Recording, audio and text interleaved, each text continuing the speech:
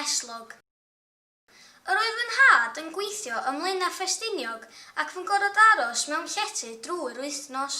Felly mam oedd adra gyda'r 5 ohonom ni.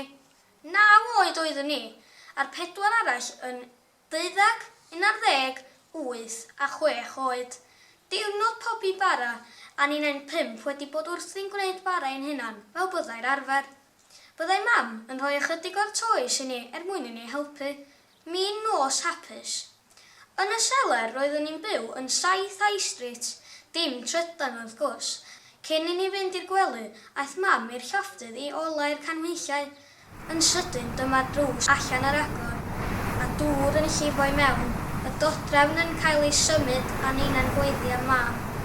Setl fawr ar draws gwylod y grisiau, felly roedd yn rhaid dringo dros i'n wlyb at law mam, a diogelwch ar y llawr cyntaf. A hwnna yn siglo, gan fod dŵr yn y seler yn 8 trodfedd o uchder, ond mi roeddwn ni'n ddiogel. Nofio ar wyneb y dŵr oedd ffawd y bara, ein dillad a bwyd. Cawsom fynd i gartref y diweddar Mrs Humphrey Williams i gynhesu a newid o'r dillad gwlyb.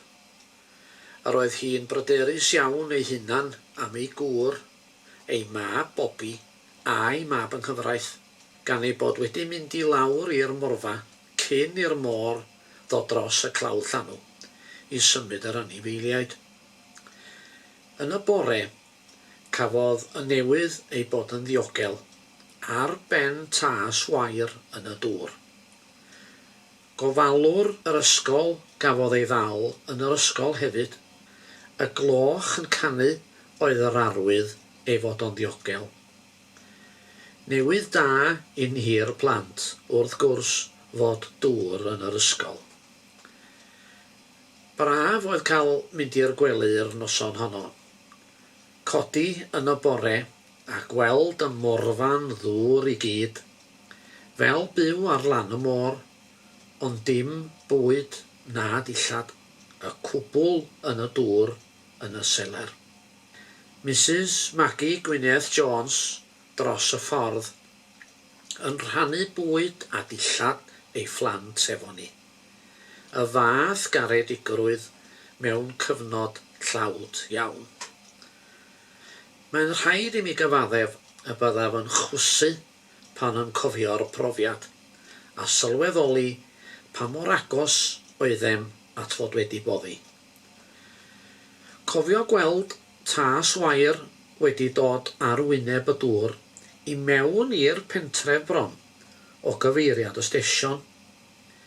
Cael cwch o Caerffynnon i fynd â bwyd i draenogau mawr a draenogau bach, ac i'r stesion, Mr Hugh Owen, Bryn Street, hen forwr, oedd capten y gwch, a ninna'r plant wrth ein bodd yn cael mynd yn y cwch efo fo.